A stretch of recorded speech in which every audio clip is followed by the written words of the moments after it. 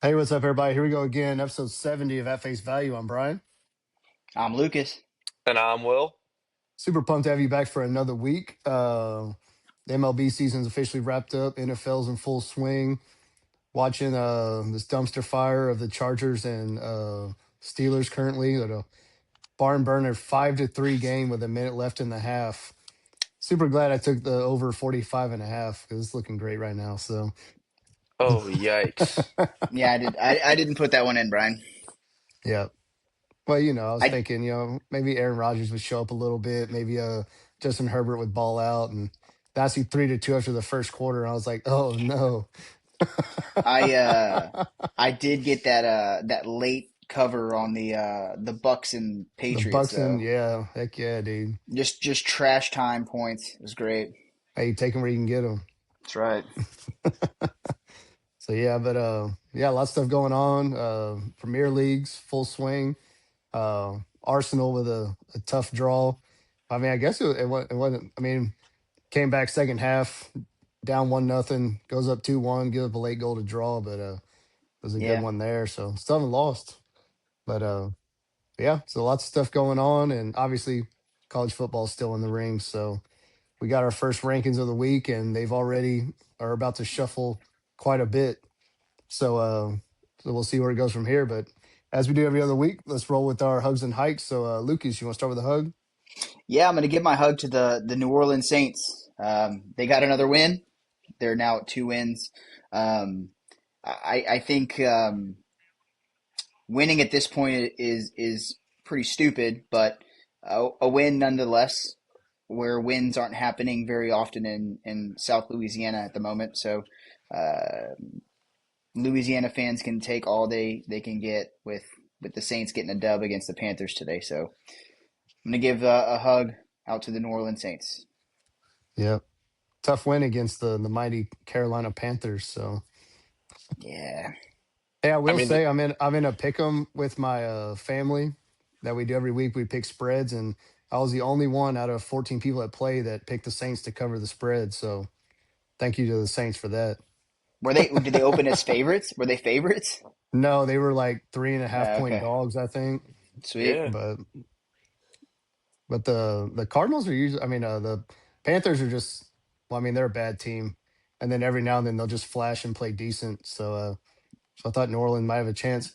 Plus, getting Tyler Shuck in there, I didn't see how he did today, but I guess he did well enough. So Yeah, and I think they only gave up 7 points, which is decent. yeah, yeah, and they gave it, and that touchdown was in like the first 3 minutes of the game or something. So Wow. defense was lights out for the rest of the way. So I yeah, mean, pretty solid. Shuck threw for 282 and two tutties. Dang, Not awful. yeah, that's solid. Yeah. Take So it. yeah. So nice. What about you, Will? My hug is going to uh the Sam Houston State Bearcats. The worst team in college football found a way to get a win. And did you guys see the box score of this game? No, I who they can't say I play? was I can't say I was locked into the Sam Houston State, man. Guys, with if I'm gonna read the box score, and you tell me that this team loses this game 99 out of 100 times. Find a way to tell me that they don't. So first downs, Oregon State 28, Sam Houston State 8. 3 of 13 on third down. Total yards, Oregon State 474, Sam Houston State 157. Oh my God. 85 passing yards to 286, 9 of 24 passing, 72 rushing yards to 188. Penalties 6 for 58. They did win the turnover battle. Six for they had one turnover. Oregon State had three. Time of possession, Oregon State 38 minutes, 22 for Houston State. Sam Houston State, of course, wins the football game 21-17. I just don't understand how that's possible. There had to be missed field goals in there. There had to be fourth down, like There turnovers on was downs. Sam Houston State missed two. Oh my God. I was Oregon thinking Oregon State State. They also missed two, but Sam State also had two missed field goals. They had Dude. a punt return for a touchdown and a kickoff return for a touchdown. But I went through this box score, and like I said, that the Oregon State stat line wins this game. I would say 100 out of 100, but obviously they didn't, so 99 out of 100. That's unbelievable to Dude, find a way to lose this game. that's a similar box score to the Kentucky Texas game. Yeah. Seriously, yeah. I mean, Just when I pulled it up and I saw that their quarterback had 43 yards passing. Of course, there was two of them that played, but and I saw the other side 286. Their running back at 166 yards, and they mm, they they lost they lost the game. They that's somehow wild. lost the game. So, but hug to Sam Houston, get your first win of the season, and get up off the mat here. So, Yeah, they beat the Pac-12 champions. So yeah, that's pretty I mean, this is the worst college football game of the season. I nope. I want to see what the said that they said attendance was 31,000. That there's just no way. Nobody was going to that football game. Um, Mm. no. but yeah, Was it in Oregon Corvallis? yeah. Wow. yeah, Oregon State's just ready for baseball season again. They're ready for I mean, something. so is Sam Houston State, for being Yeah, Yeah. honest. true. True that. So bad, man. Well, good for them. Well, I'm gonna give my hug to the family of Marshawn Nealon. He's defensive end from the Cowboys. So if you didn't see the story, Marshawn Nealon, second year guy of the Cowboys, second round draft pick. Um, actually, I mean, has been a solid player. Obviously, only his second year. Gets into a police, or he's running away from the police, crashes his car.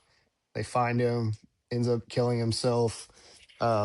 Just a horrible situation, and it wasn't anything where when I read into it, they said the police weren't chasing him because of anything he did wrong. His family called and said that they needed to check on him because Mm, he was in trouble, and because apparently he had been having suicidal ideations for a while now, and so they went mm, to go check on him, and he pretty much was just running away from him, and then yeah, just ended it all. So just horrible situation, man. I mean, it's just tough to see, and I mean, they said his mom died the day before the draft last year, so that ugh, really impacted him a lot.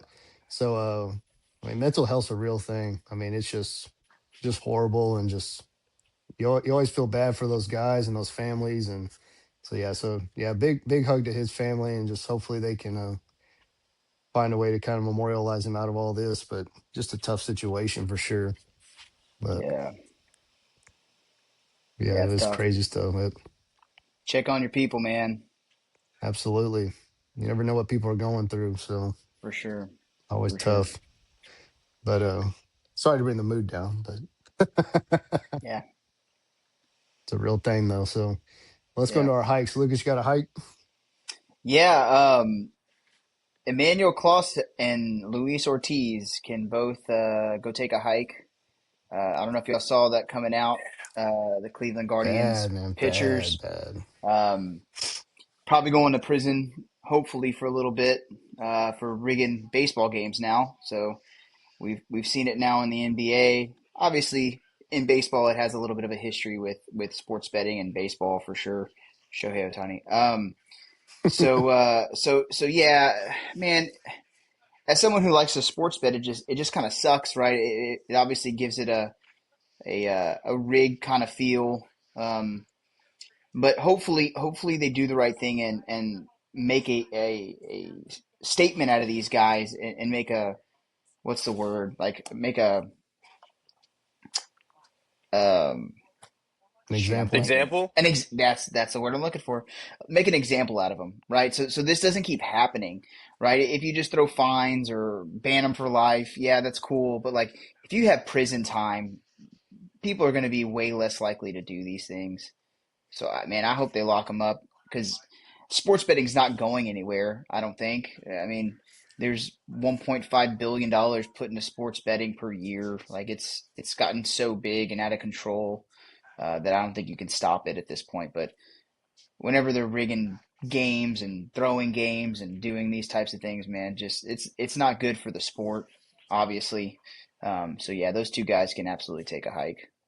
Well, dude, I And was actually it's kind of crazy because I watched this guy that he was part of like some mafia like years ago, and they interviewed him, and he said like this is like a common thing. So a lot of times what it is these players is they get involved in sports betting and gambling, and they get so high in debt that they can't pay it back, and so they go, all right, well, you can't pay us back, so this is how you're Well, going to pay us back. yeah, You're gonna rig this game. Like it's the same thing with Chauncey Billups and all those guys. It's probably the same situation, is that they got so into debt that's like, all right, well, you can't pay us, so this is how you're going to pay us back. You're going to make us our money one way or another. And so I mean, it's yeah, it's crazy to see, but yeah, it's just a bad mark, and you just wonder like how deep is this all going to go? Because we start with basketball, now we're in baseball. It's like how far is this going to, how deep are we going to get into this? How many people are involved in all this that are going to keep going down? I mean, it's just crazy. yeah. well, even in the report that they released today, didn't they say they were getting paid like $14,000? Yeah, Like, they were what do getting a these cut out guys of it. risk? What do they got? What these guys get paid million? I don't know about the one reliever, but uh, the closer he was multi-million-dollar deal. He's a two-time All-Star or three-time All-Star. What are Hmm. you risking that for 14K? Like, Yeah, I mean, no. Being it's in got to debt. be deeper than that because that would be crazy to risk your entire life for a $14,000 payout. Yeah, for sure. So they made bettors over $450,000 off of their rig pitches. It's just absolutely insane. But I'm curious as to like I didn't read too deep into it, but like rig pitches by that are they just like throwing like meat like for batters to hit, or are they just walking guys? It was like what I read. I thought was like individual pitch prop bets, like throwing certain pitches for balls. Mm, God. Like, I mean, that was the only way that they could really control it. Like, okay, if you come in, I need your second pitch of the first at bat to be a ball or whatever. So it's like individual live betting on prop bets. That should just raise a flag just right off the That's rip. exactly how they caught it because people were If placing massive bets out of yeah, nowhere on on live pitches. yeah, that's crazy. Yeah, but if you're wagering that much money on a pitch, that's I mean that's a red flag from the get go. Yep, so yeah, so that's it how they says got one of caught. them is that Clase, that he relayed information that he would throw a pitch faster than 94.95 miles an hour. And so bettors won $27,000 on that pitch. And then weeks later, they did a leg to a parlay for a pitch to be slower than that. And they won $38,000 when he spiked a slider at least 5 feet in front of home plate. So, so it's like a I didn't even know. specific pitch. I didn't know you could bet on that. That's what I was gonna say. I didn't even know you could put wagers on that. And if you are, that's as degen as it gets. One better placed 16 parlays in which one leg was chased, Class A throwing a ball. Of 8 pitches involved in those bets, 7 were successful. And the only one that wasn't was one that was swung at. Dang. Yeah, Pretty rough. deep, man. Mm, That's crazy, man. yeah, but take a hike. Yeah, take a hike for sure. Yeah. What about you, Will? The entire Athletic Coast Conference can take a hike. Nobody wants to win it. No, Nobody they wants to don't, win it. dude. I know we'll get into game breakdowns later in the episode, but in a season where all the big dogs have fallen flat on their face, Florida State toast, Clemson toast, Miami slipped up a couple times. A program that would normally not get this opportunity to go win this conference should be trying to rise up, and all they're doing is falling flat on their faces to finish the season. Not a good spot to be in. They're going to screw around and find a way to let Miami back into this and give them a way out. which is would be an unbelievable meltdown. It still would take a lot to get there, but by God, are they not trying? So yeah, like I said, we'll get into the breakdowns later, but the ACC right now, come on, guys. One of you needs to step up and take this. It's you may not get this opportunity ever again, so quit playing with your food and somebody try to go win this dang thing. Well, that's the problem because if Georgia Tech like somehow loses again, I mean, then what? I mean, you're you're looking at like deep. Like, I mean, I know we talked about before the pod, but you're looking at potentially low ranked to unranked teams, possibly multiple teams making the playoff. Like, it's just, it's Yeah, well, crazy. there's still five teams with one loss in the conference, but a lot of them still have to cannibalize each other Mhm. coming down the Yep. stretch. So like, there's gonna be there's a real path for Miami to find their way back in this, and I just cannot believe that they're gonna let like I said on a year where Clemson's fallen flat, FSU is definitely falling flat. Uh, Man, one of these teams, this is a golden opportunity. Like y'all cannot keep trying to screw this up. Yeah, it's Yeah. crazy, man. I just to find out who plays in the ACC title game is going to be the most interesting thing of it all. It's going to have to go down to crazy tiebreakers if it keeps at this rate. Like you don't even know. Like there could potentially be five, six teams with the same record, conference record. It's going to be wild. I want it to be. Did y'all see the video of the Texas high school football coaches from this weekend? Mm-mm. Hmm. I don't know. I don't remember the three teams. I don't know what division or anything, Oh, but I three did see teams that. Yeah. tied, and the coaches and ADs met at like a gas station to flip a coin. So he was gonna get in. Yeah, Yeah, Dude, dude. we're just gonna be. Could you imagine the ADs of these of all these schools that spend millions of dollars a year on football just meet up at a Flipping a local coin. speedy stop, flip a coin? yeah, and a freaking Uh, Win Dixie. Yeah, exactly. Yeah. Funny stuff. But yeah, uh, it's gonna be a crazy wild ride to the end of the ACC. So for the viewing fan pleasure, it's gonna be fun. But But in the playoff implication part of it too, that's good for the Big Ten and SEC because the ACC is probably only going to get one team in. oh, they're Actually, they definitely are. only getting They're, one. yeah, it's Yeah. that's what I they're mean. yeah, That's what I yeah mean. they're I don't now I don't see Georgia there's a Tech way and Virginia, like that those two teams, if they win out, if if Georgia Tech wins out, which would include beating Georgia, and yes, then they lose the ACC title game. That's the yeah, only way they get to in. yeah, Mm. Yeah, just five crazy. teams tied at with one loss right now in the ACC. And And again, none of them are named Clemson, Florida State, or Miami. correct, correct. Just like we figured. That's Yes, right. just like everybody else drew it up. It's crazy, man. Mm. Well, call it beating a dead horse, but I'm gonna give my weekly hike to Jerry Jones once again. Um, so I mean, it's just dude, like y'all seen enough to know that this is a bad team on the field right now. So what does Jerry Jones go? He says, we need more defensive help, which yes, you need defensive help. You need about 11 defensive players right now to help your defense. And they go out and they get Quinnen Williams from the Jets. They trade their second round pick for this year, first round pick for next year. And not the Packers first round pick that they have next year. They trade their own first round pick that will probably be higher than what the Packers have next year. And for a defensive tackle. Now, that's great. The run game might get slightly better. So now you have Kenny Clark and you have Quinnen Williams in the middle. They'll do a great job of holding up the defensive tackles. The problem is that the primary use of your defensive tackles is to hold up the linemen so that linebackers can make tackles.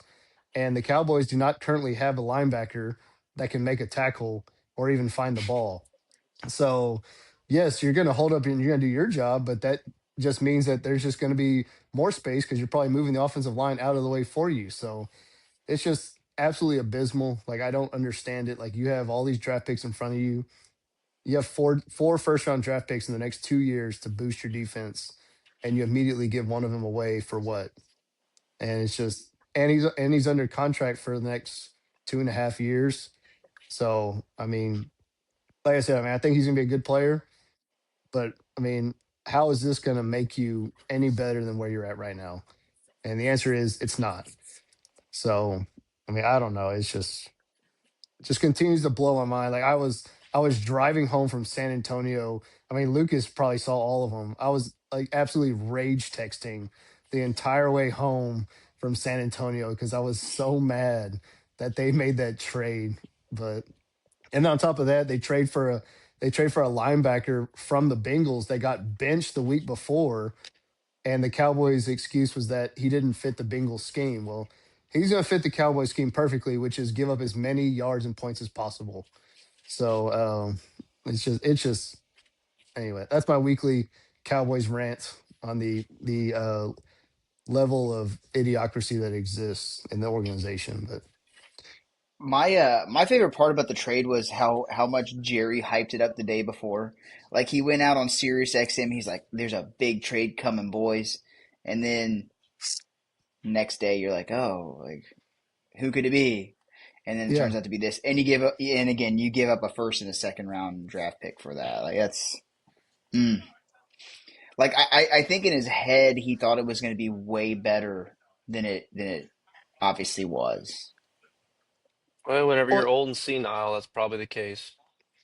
well, Yeah, and dude, like they show, like I sent y'all that, or like I know I sent it to you. Like it was a quote that he made where he was like, the Cowboys are what they are today because we like to be controversial and we like to be in the media. And it's like, yes, like we understand that. Like now he's 80 whatever years old and he's just saying what we've known for years. He's just saying it out loud now.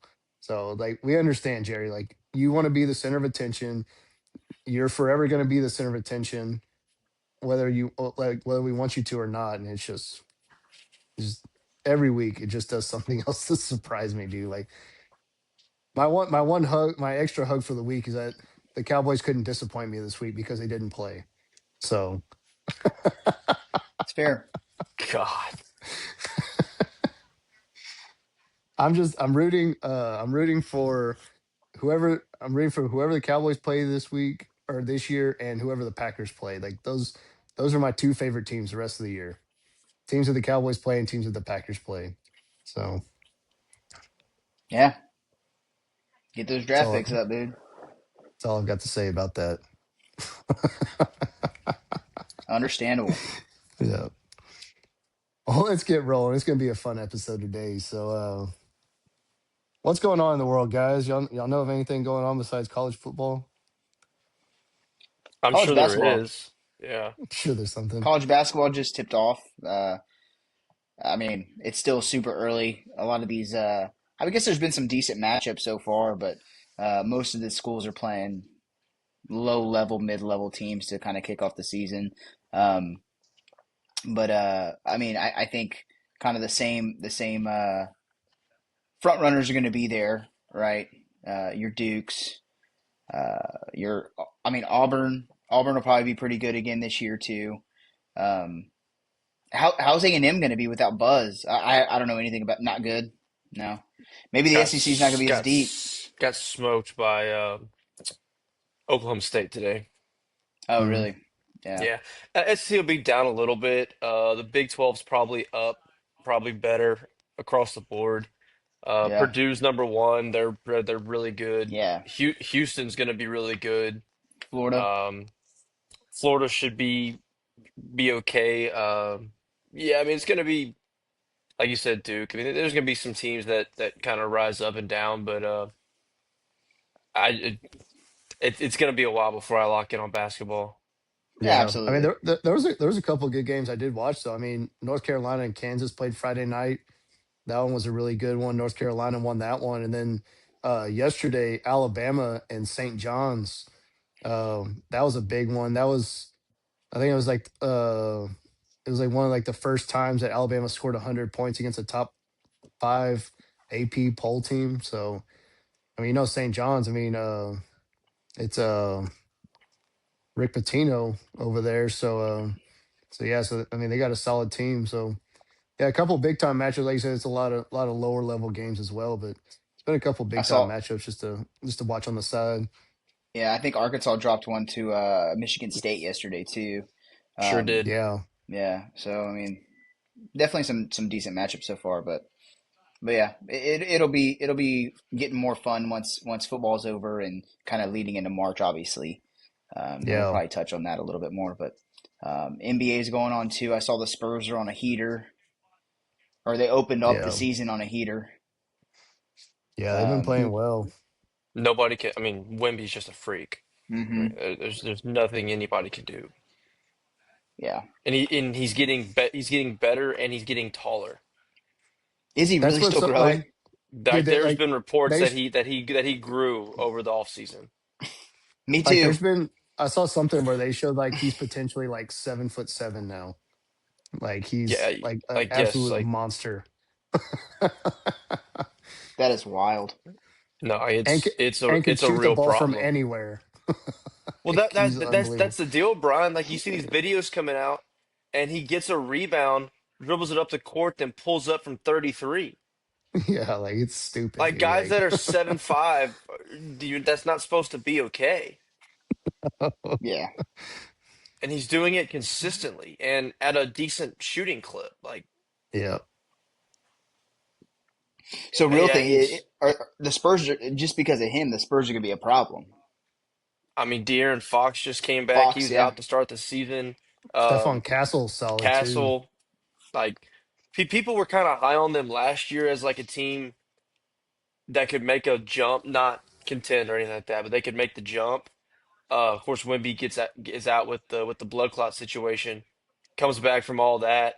These other guys bringing in Fox, some veteran leadership at the point guard position, probably a good move. Um, yeah, the Spurs are going to be good. I mean, the West is unbelievable. It's loaded. a Yeah, it's gauntlet, loaded. dude. Yes, so The West good. is unbelievable, and you got young, fun teams like this coming up in the mix. You got the 90-year-old team of the Golden State Warriors are somehow still good. I mean, like there's just you got youth, you got experience, you got everything in the West. The Lakers are great without LeBron. Um, that's a real developing story of Yeah, like, Luca's going off. and Austin Reeves all of a sudden decided I'm just gonna score 40 all the time. Yeah, dude. It's just that is a real developing thing of like, is LeBron going to come back and just take like be second fiddle? Is he going to be okay with that, or is he going to try to still be LeBron? Because I mean, they are 7-3 without him, and they've Yeah, looked efficient. And like when you throw in a superstar, that does bring a wrinkle. So it's gonna be interesting to see how that goes when he does come back at 41 years old. You know, Yeah, yeah, exactly. It's crazy. The Rockets been solid too. Their biggest thing is just they got to find a consistent point guard that's just going to be able to. Because Reed yeah, Shepard, he's shown spots where he can be solid, but he also makes a lot of mistakes. So yeah. I mean, Udoka's still trying to find a lineup. I mean, they've been rolling out Thompson at the point, which has kind of been the most consistent. yeah, Um, he's not a true point guard at all, but it's been working. I mean, uh, his shooting's gotten so much better. He's scoring more. Sengun's been playing great to start the season. dude, KD's unbelievable. been the absolute scorer that this team's been missing, consistent scorer. Not like not like Green was, where yeah he could pop off for 40, but he could also give you six. yeah. You're not getting that from KD, so that's been great. Jabari Smith Jr. has been the defensive cog we need. I mean, yeah, it's a good team. I mean, I sure do wish that Fred Van Fleet was out there, but I thought you were gonna say I you got sure to wish they adapt. played in the East.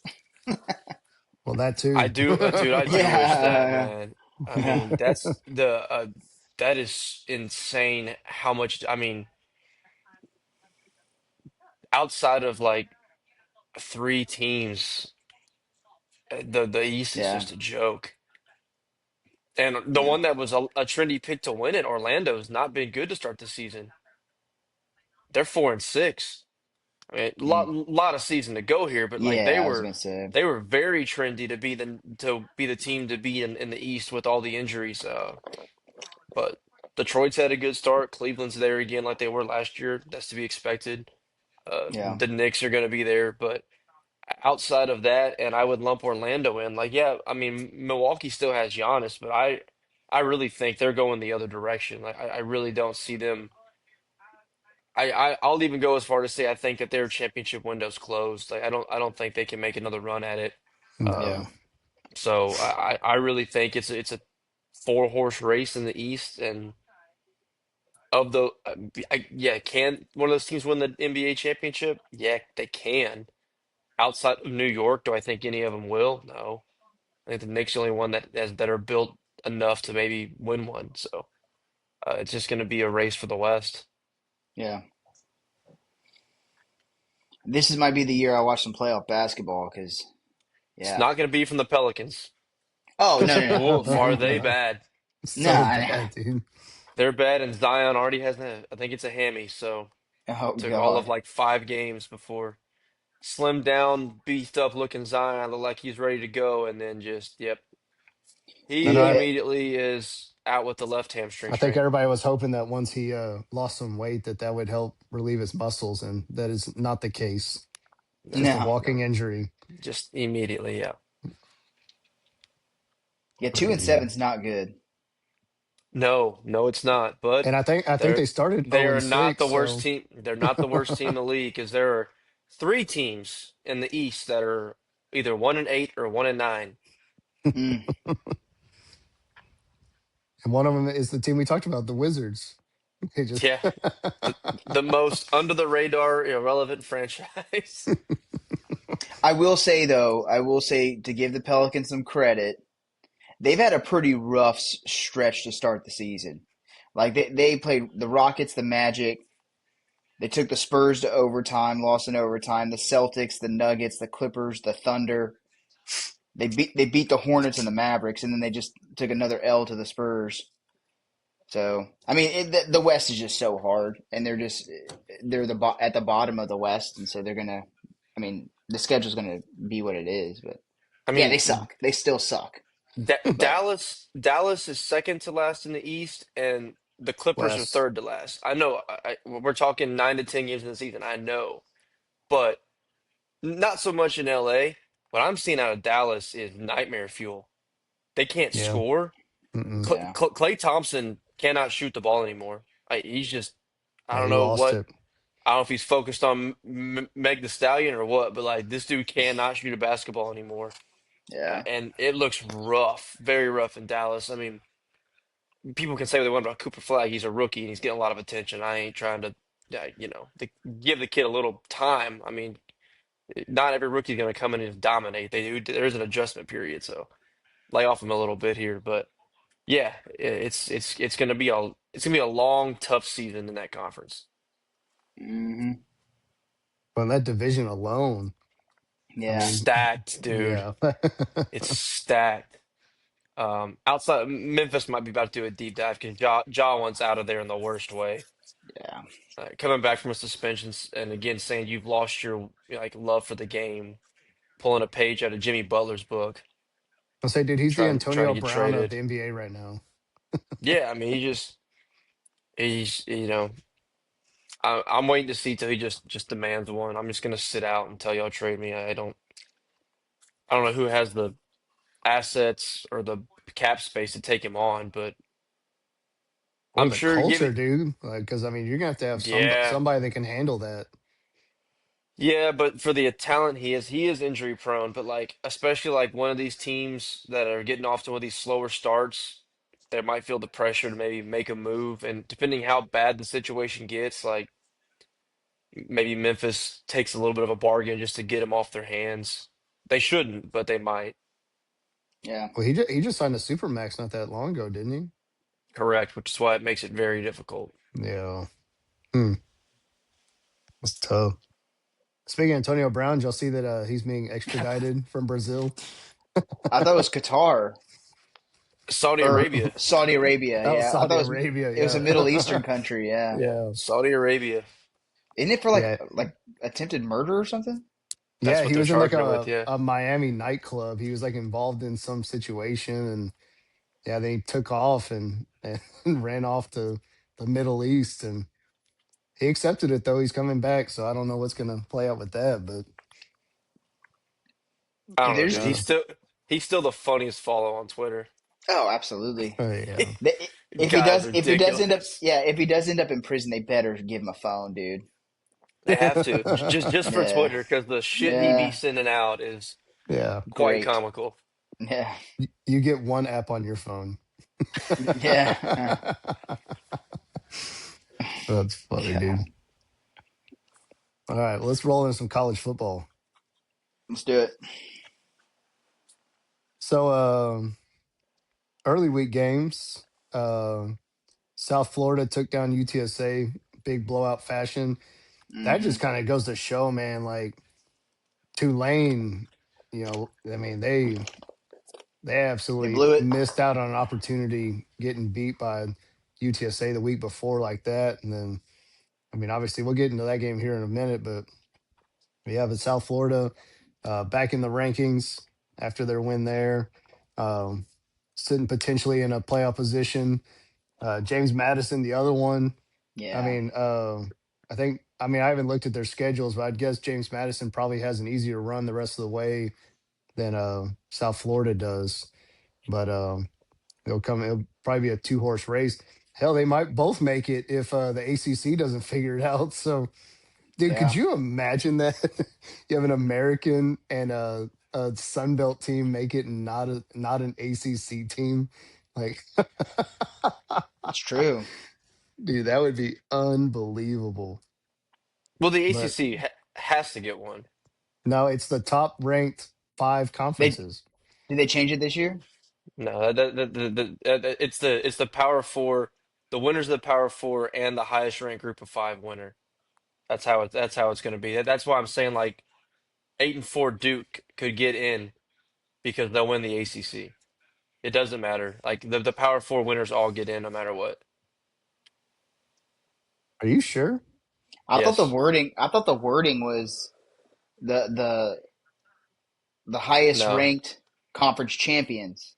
No, it's not because believe me, I'm all in on this Duke narrative because it just be hilarious.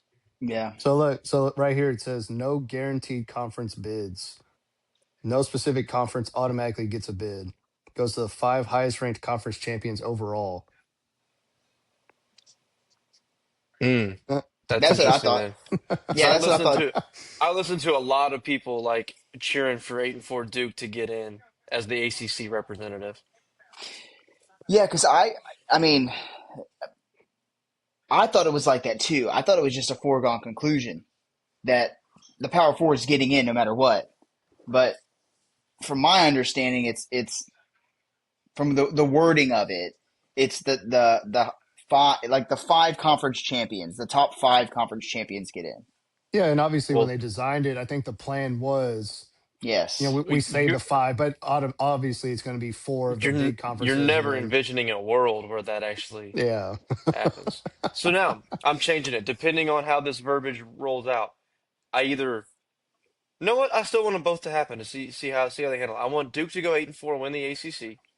I want JMU to roll and win the Sun Belt, and I want uh either they're all I guess USF probably has the best resume. So let's just say USF to win out and win the American and see what the hell they do. That'd be very Dude, funny. but I don't think based on rankings alone, I don't think you could put a 8-4 Duke ahead of like a two loss South Florida. I agree. Or That's why I want this all to play out now because it'd be very yeah, funny to watch them squirm and squeal, try to find a way to justify this.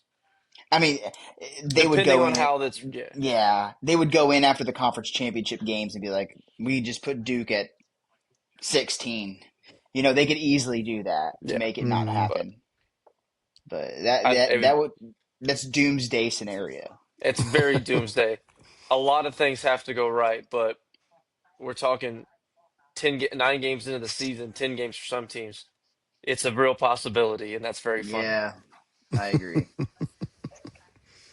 Sorry, we kind of Crazy got what off on Megan. the USF game and not giving them their props because they deserve props. I mean, They destroyed UTSA. UTSA has the talent to beat teams. We've seen them do it, and yeah, they not even a game.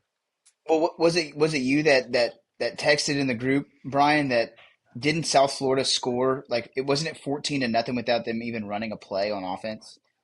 Like I think they had like a Yeah, fumble return for a touchdown and then a punt return touchdown they had a or pick pick six and six.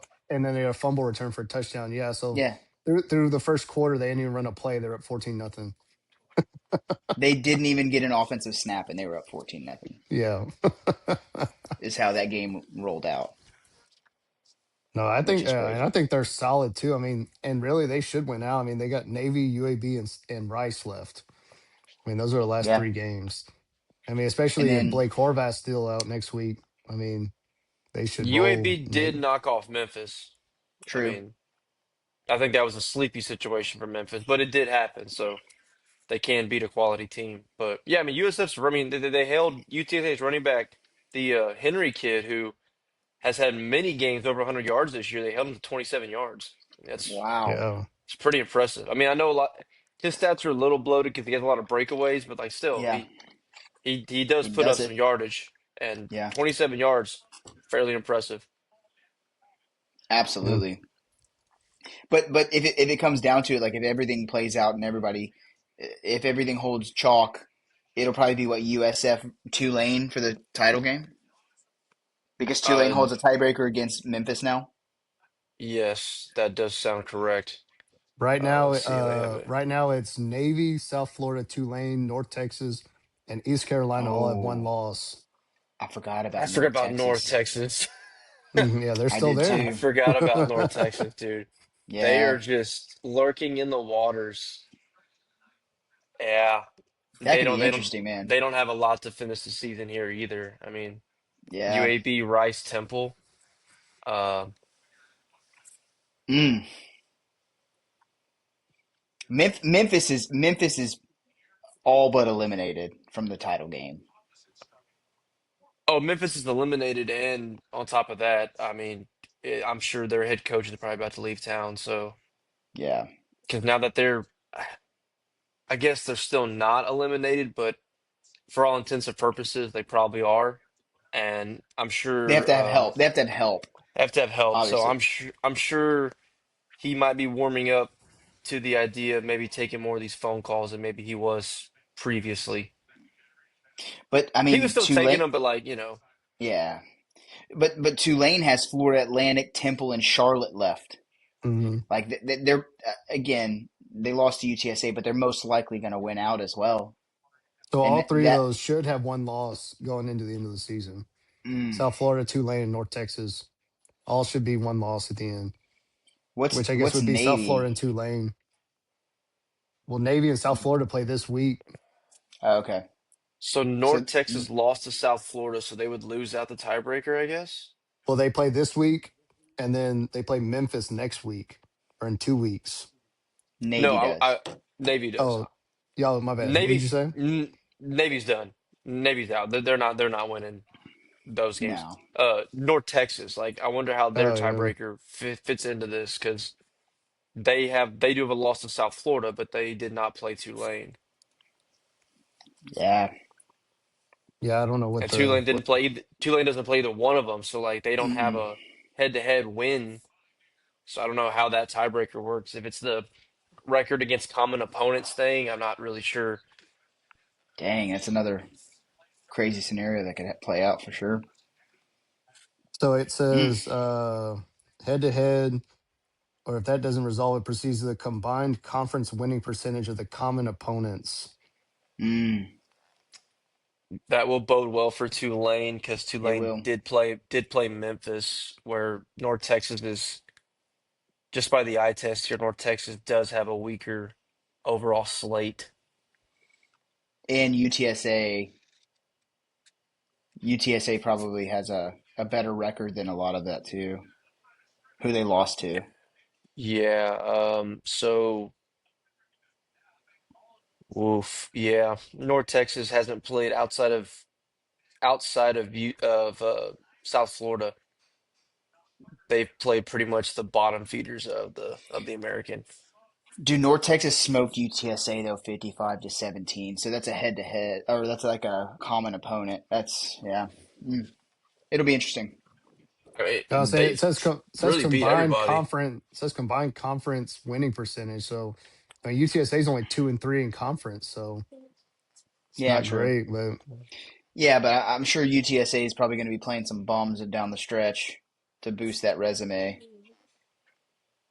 they got Charlotte, East Charlotte, Carolina, and Army to end the East, season. yeah, East Carolina's not bad. And for did we mention them? Because East Carolina's still 4-1. Yeah, No, we but they didn't. got Memphis this week, Ah, well, and then there goes UTSA that. next week. So that would wish they could beat There UTSA. You goes know, that.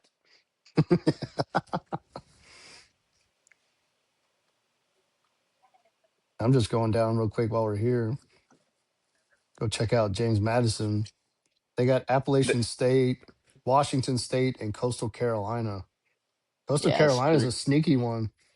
They're Is six and it? three. Have they beat all the other bad teams in the Sun Belt to get to that record? Yes, it Probably. looks like it.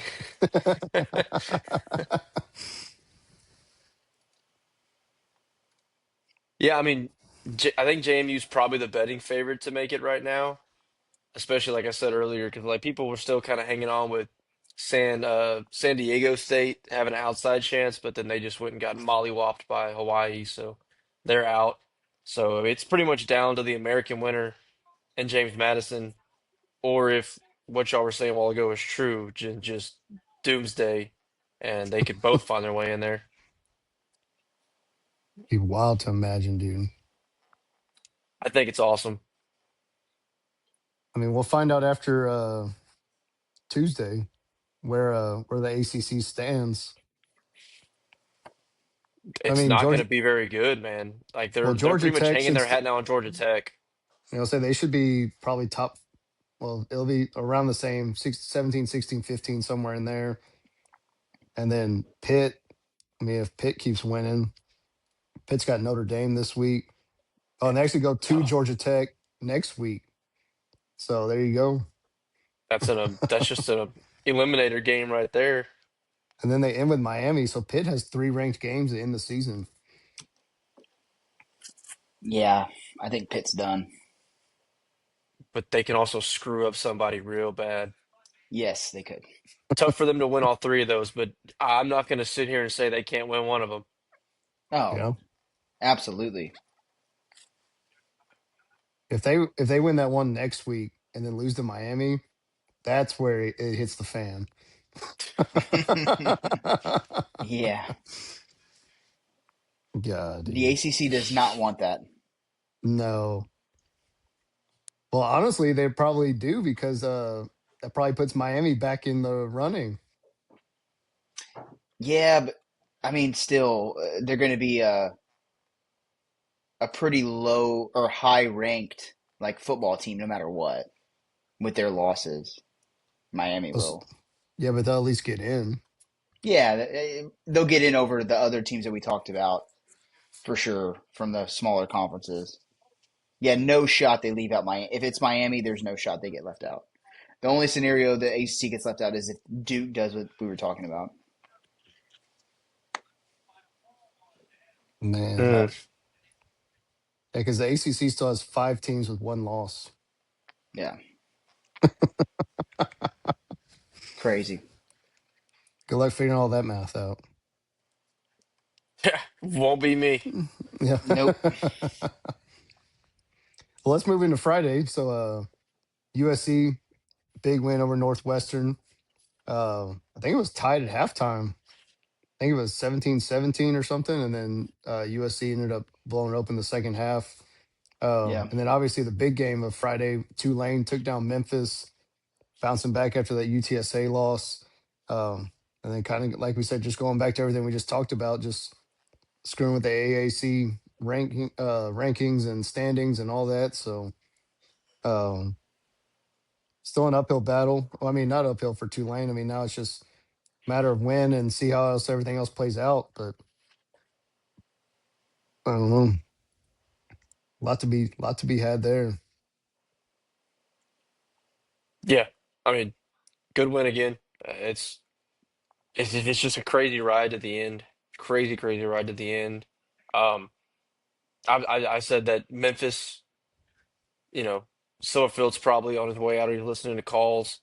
Summerall's definitely been taking some of these calls because he's Hmm. much more he's even more of a hot candidate than Silverfield is. So Yep. he's in a real tough spot trying to coach his team, but also probably get his next spot ready. Um, I know there's a lot of teams that want them to lose again, so he's officially out and he'll be back, ready to take a job. But he is still coaching for something at this point. Again, uphill climb for them to find their way into it, but still mathematically possible. But Yeah.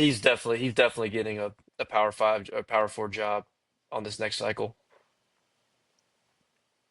I just wonder because like we talked about, I know we keep going on these tangents, but I know we keep talking about like the coaching carousel, how you really can't wait. And so it's like, but I mean, it's just crazy. Like he is in the situation, but at the same time, some of these schools too are like, man, we got to move and we got to start bringing our guys in. Like it's just a weird situation to be in. But it's not just that though. It makes it even worse now that there's not another portal window, right? Yeah. There's no spring portal window anymore, so it makes it even more difficult for these new coaches to come in after the playoff or after the end of Hmm. the season, or like in LSU's case, everybody's high on Joe Brady or Kelvin Shepard from the Lions, but I mean they're probably going to be coaching into the playoffs of the NFL. You know what I mean? Yeah. So they're not going to get a chance to bring in their guys either. So.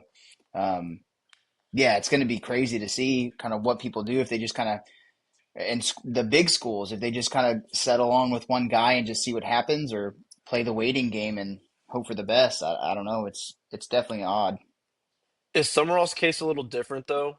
Like, is there a chance where even if, say, Tulane does make the playoff, he just still leaves because the stepping stone here is much greater?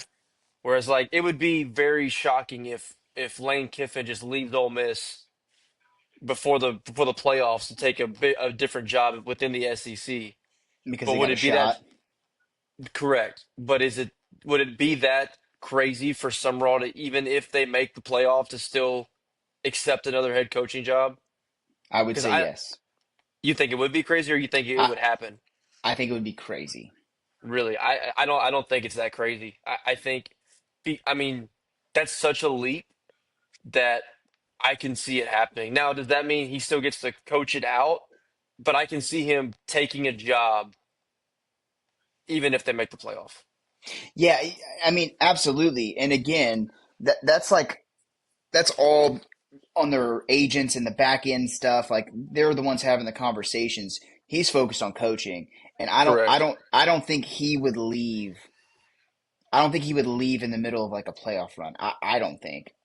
I just don't know how it would go because, Yeah, yeah, you could say, oh, he's hired, but he wants to keep coaching. But everything we just laid out, the portal issue, trying to keep these kids recruited, like all that starts, and he can't be focused on that and trying to focus on still winning for Tulane. yeah. But I I mean think because depending on the job, let's say that, Auburn. Let's say Auburn. let's say Auburn, like, yeah, I think he takes it and leaves. Like it's such a Mm, massive, big step in your coaching career. But so yeah, I think that's a fascinating other story to that look at. Like, I think someone in that position probably leaves, whereas like I laid out with Lane Kiffin, like Lane's probably not leaving the first week in December to move over to another SEC job. That I don't see. I do see Summerall maybe jumping and going. God, that would be such a bad look. You can't blame the guy, That's my whole point. I but that's just a bad I look. That would be a bad look to just like dip out on the kids that worked all season to get to this position, and he just dips out. I don't know, man. it would be unprecedented, but it's only unprecedented because the coach has never been put in this situation. Yeah, absolutely. It's like on the other side, you don't want it. You don't want to stick around, and then you get stuck in like a Billy Napier situation where you come in and it's just bad, and you just then you struggle from the get go. Now it's like people are already starting to regret bringing you in. just because year one gets so bad, and you're not able to bring a lot of those guys in though. So I do Well, wonder. he would also be bringing guys from Tulane. So, like, does Tulane's Yeah, roster get depleted before they even play the playoff game? You know, like this is a once in a lifetime opportunity for these kids, but the money that he could probably pay them at, say, an Auburn or Florida, probably more than what they're getting at Tulane. It's like it's such a deep dive of the sequence of events that would happen if that were to take place. Again, this is all speculation. We don't know any of this, but it's a fascinating conversation. And then that becomes doomsday for the college football committee. Like, oh, hey, we're getting these group of five teams in, but then if they just their coach leaves and depletes a roster, then like, oh, What's the point? what's the point at all? Yeah, So, and that's where I think the NCAA took a bad misstep on closing that extra portal window, because of situations that can arise like this. Like you don't even give the new coaches a chance to be able to do anything. And I know like Ryan Day, like he was very vocal about it, um, whenever Ohio State was in the playoff. He's like, there are other teams that are recruiting in the portal, like poaching our players. We can't do that right now because we're solely focused on trying to win a national championship, which is a fair point. I don't feel bad for him because he won a national championship and he has one of the best rosters in the country. But like for say, I don't know, an Ole Miss, say if Lane Kiffin leaves at the end of the season because they're in the same boat too, because all their guys leave. Now there's no portal window to replace the people who leave. Like if the kids well, jump ship it happened last year with Penn State. Perbula leaves and goes to Mizzou. He's the in the middle backup of the, quarterback on a yeah, team that's a decision that he made. Like I'm talking about with what Tulane players would have to make.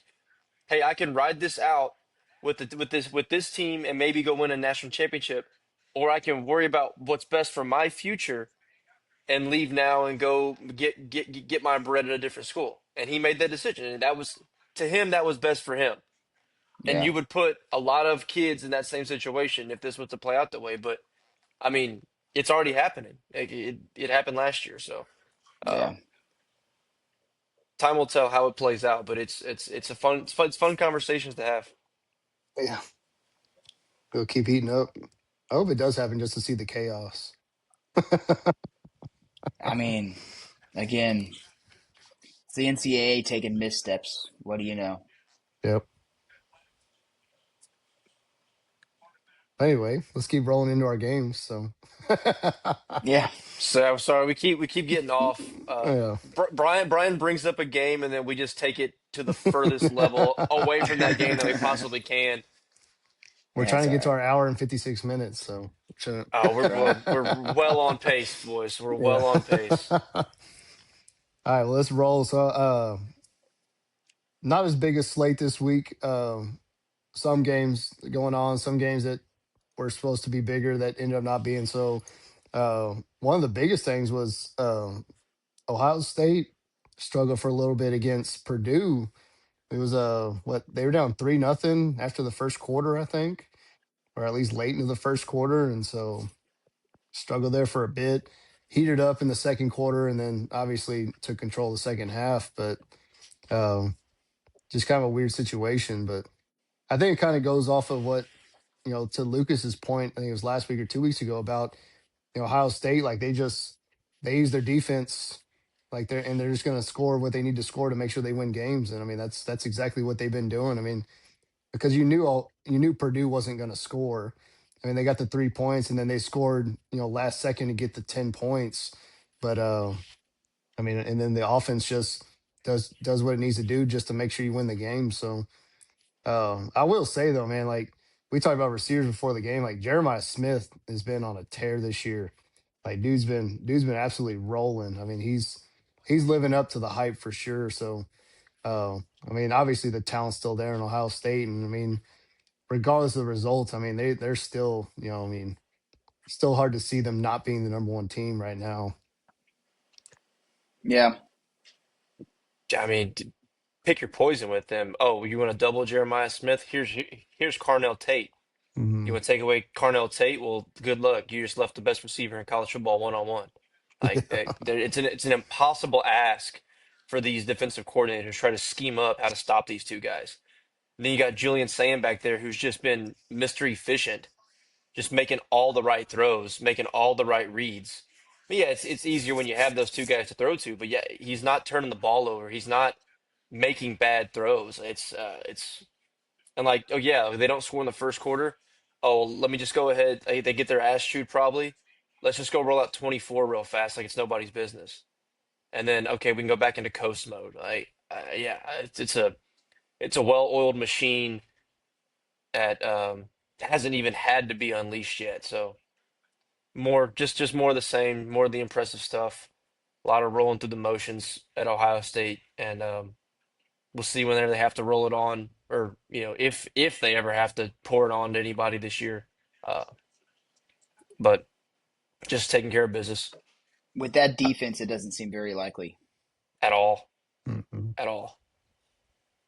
I would like to throw my hat in the ring though to fire Matt Eberflus, and I know that they have the roster they have, but I'd love for the Cowboys to pursue Matt Patricia as the defensive coordinator next year. I think he's still a great coach, and obviously when you got that kind of roster, makes your job a little easier. But I think the dude's still legit. I mean, I know Jerry would be willing to pay good money, but I also know that he probably won't. But I would love Matt Patricia back in the NFL next year. But we'll see. Well, let's roll to number two, big time matchup. Say what you want. I mean, Penn State's gone on the run that they have. Fired James Franklin, two tough losses, but I mean they still have a talented roster. And they play tough against Indiana. I mean, did pretty much everything they could to win the game except win the game. I mean, an absolutely unbelievable last drive. Driving was it 93 yards to win the game. Fernando Mendoza made two absolutely incredible throws.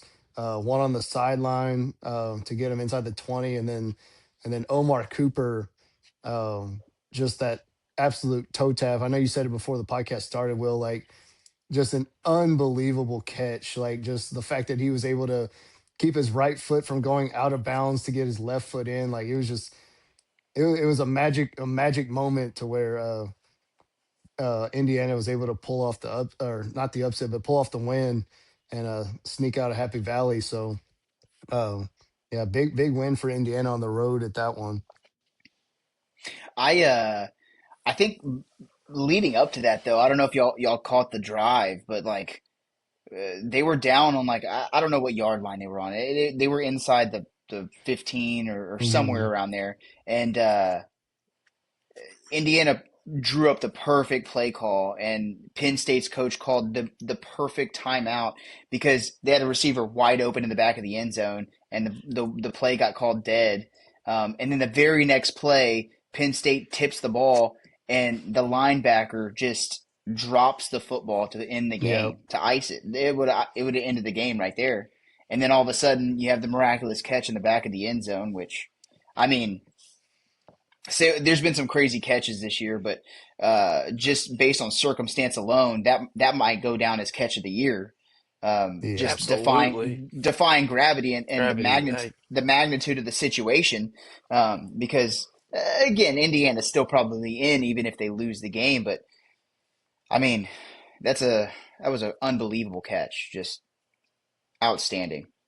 And how and about Gus and Johnson's call, dude? yeah, Gus Johnson. I God. I will say this too. I love Gus Johnson in every game except Ohio State games because he absolutely adores Ohio State.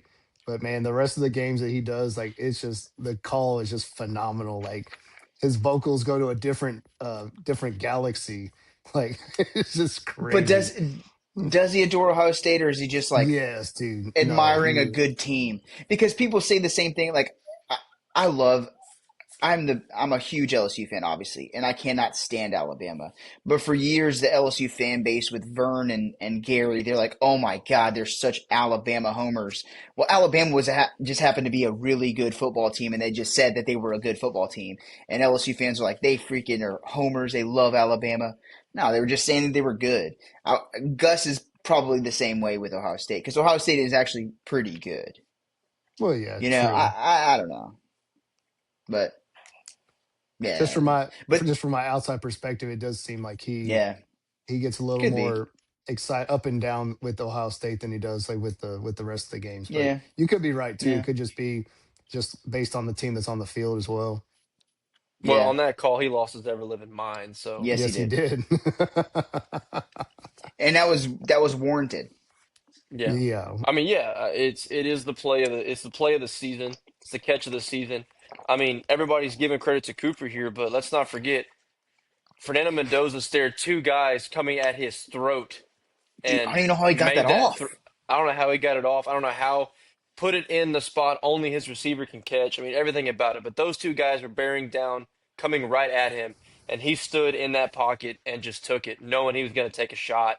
And yeah, guts. Uh, I mean, yeah, we've all mentioned how Penn State's unraveled. Um, are they the best 0-6 team ever in the Big Ten? Talent wise, Yeah, have to absolutely. be. Yeah, I yeah, mean, yeah, and for like, sure.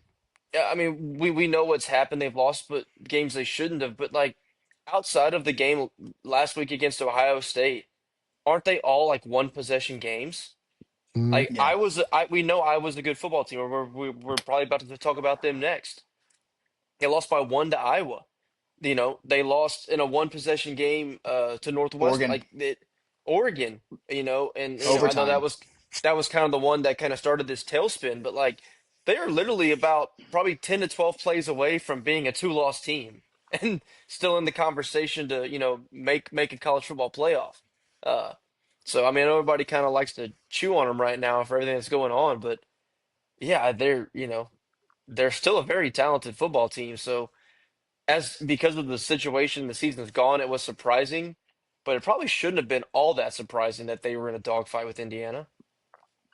Yeah, it just sucks because for me for betting because I thought they were going to put this kind of showing against freaking Ohio State. I bet Penn State in the points, Yes. and I should have bet Penn State in the points this time. Yeah. I, Yep. I So that's also on me. I just know Signetti usually likes to take teams Run it by the up. throat and rip them apart. So I also was Hmm. on Indiana here, even at 14.5. Yeah. Bad mistake. Bad mistake on the betting side. But you win Yep, some, you lose a lot. So that's right. Yes, that we do. That we do. Well, let's roll number three. Texas A&M went to Missouri, faced a depleted team, uh, third string quarterback. But I mean, A&M, they did what they had to do. I mean, they took care of business. I mean, Missouri tried to hang in there. I mean, there was a couple times that they made a couple big plays. Amon Hardy's a dude, man. Like Yeah, that he dude's he was a hard legit. runner. He Jamal did a great job. Roberts. Yeah, Yeah. I mean, they had two. Jamal Roberts had 110. Ahmad Hardy had 109 yards. So, I mean, but I mean, Zoller's the quarterback. I mean, he was lost. I mean, struggled a lot, made some bad throws. Um, but yes, I mean, A&M did what they had to do. So, Yeah, we just keep rolling, boys. I mean, a lot of people were on Missouri, the backup quarterback bump. He came in their last game and looked pretty good. They have a whole week to scheme. A&M doesn't have a lot. I mean, there's no film on the kid outside of high school stuff, so we have one half essentially. Um, you know, I think they did what most people expected them to, just put pressure on him, go after him, make him beat you with his arm, and he couldn't do it. It was an impossible ask. I cannot believe that many people were taking Missouri in the points, but I think most people did. I did not. Outside of my Aggie fandom, like that's with the way this defense is played, especially the pass rush, and our secondary is underrated as far as coverage.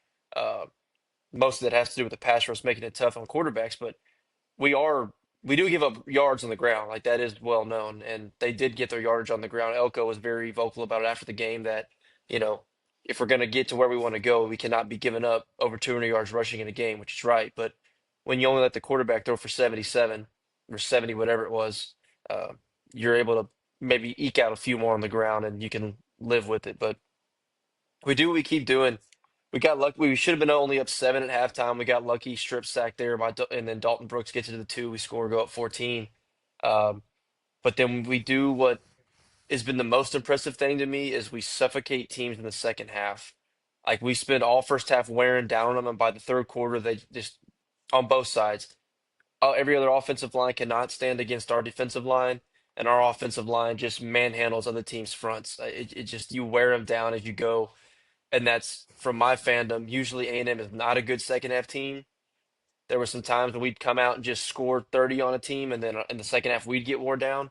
It's the exact opposite now. It's very fun to watch. I mean, we are literally just making teams crumble because they can't stand up against either one of our fronts, and we're just good at all three phases. I mean, special teams with Concepcion returning, we run the fake punt there, ballsy play there. You're up 21-7. You call a fake punt in your own territory, where if that goes south, now you have a chance to get them within a touchdown in good field position, and instead we run it for like 45 yards, and that was essentially where foot on the throat, call it game over. Yeah, But they're just good. I mean, they're very complete. If we could shore up anything, the two things I want to shore up, it's rush defense and penalties. We still had a lot of penalties again, eight more in this game.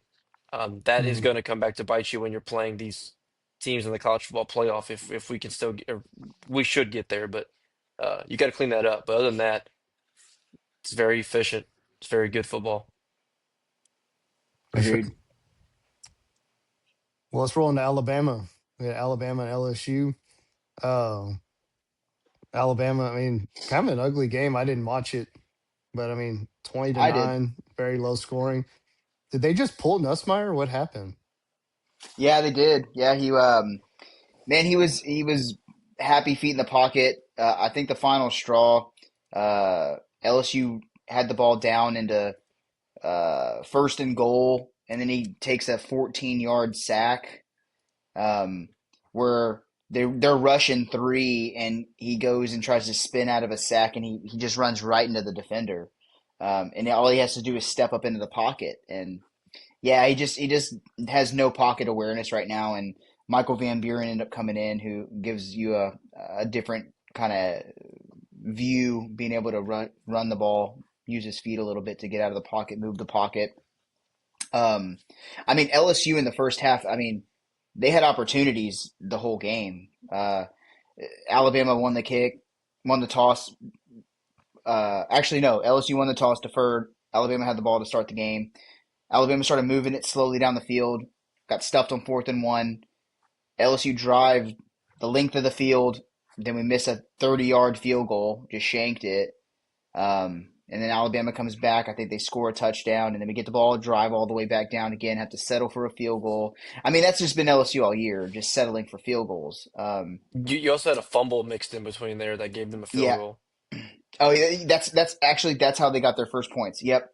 Yep, LSU fumbled the ball in deep in their own territory, which again on the 24.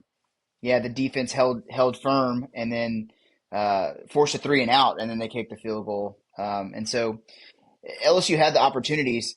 Talking about sloppy game, LSU, the penalties were a huge problem too. False starts all over the place, getting down behind the chains, which you can't expect to have an upset if you're having that kind of thing. And not just that too. LSU has a very good talent of burning timeouts in the most stupid situations. LSU had a delay of game. They huddled back up, and then you got called for free, and they had to use a timeout right after that. It's just mind boggling, man. It's mind boggling.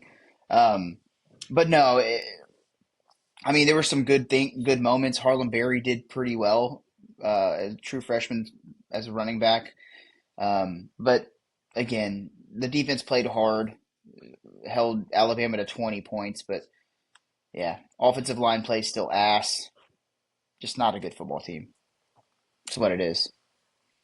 But I mean, that's with a grain of salt. I'm not saying LSU's a good football team at all. They're not. But you were talking about earlier, Will, Penn State, some of their losses. I mean, if you go look at LSU's losses, I mean, lost by 5 on the road to Ole Miss, lost by 7 on the road to Vandy. I mean, the blowout by A&M, that was brutal. But then, I mean, It's very LSU has the similar. LSU has the ball to go take a lead against Alabama in the third, fourth quarter and just couldn't do it, couldn't get it done. But I mean, hanging in with Alabama, just shooting yourself in the foot. The talent is there. It's just not all put together. Yeah.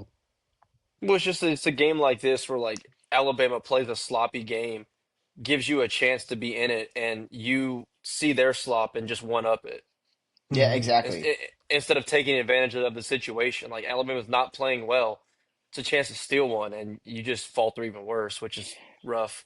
But that should be said too. We got to talk about Alabama a little bit. Yeah, they rattled off these ranked wins in a row. But dude, they almost lost to South Carolina as well. Like The Yeah. last 2 weeks they're playing with they've been a little fire. sloppy.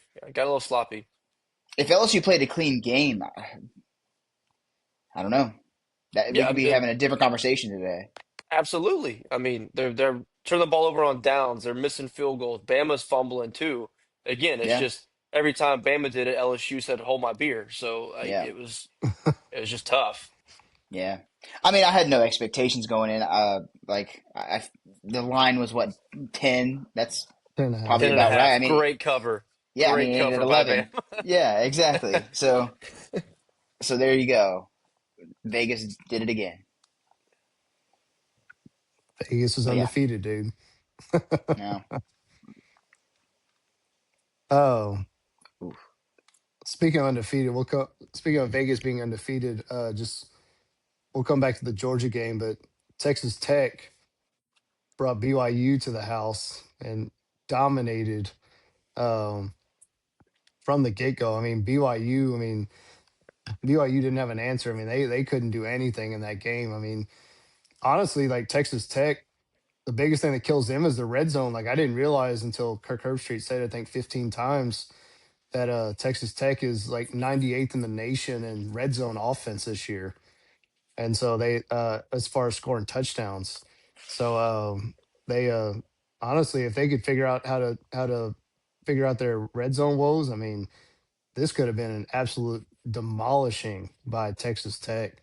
I mean, 29-7 still nothing to be ashamed of, but I mean, they BYU, I mean, very much got exposed against the first good team that they've really played this year. So, big win by Tech, college game day in the house. Yeah, big win for them. Absolutely. And the talent discrepancy is kind of what we saw too. Massive. It's Mhm. just Massive. yeah. Texas Tech is. I mean, on the roster on paper, I feel like they could be in any game against. I wouldn't say anybody. Like you put them on the field with Ohio State, they might be able to eke one out of 10. Like if they played 10 times, maybe one or two times. But I mean, there's still a chance just based on the roster alone. I mean, and we kind of talked about it at the beginning of the season. I know. That's Brian, your dark horse, or is that your winner? That's what I Winner. picked to win the Big 12. Yeah, yeah, that was a good shout for sure. Yeah. Um, and again, that the impressive part was going to Utah. That win right there was unbelievable because Utah's a very talented football team, especially with that offensive line. But again, BYU,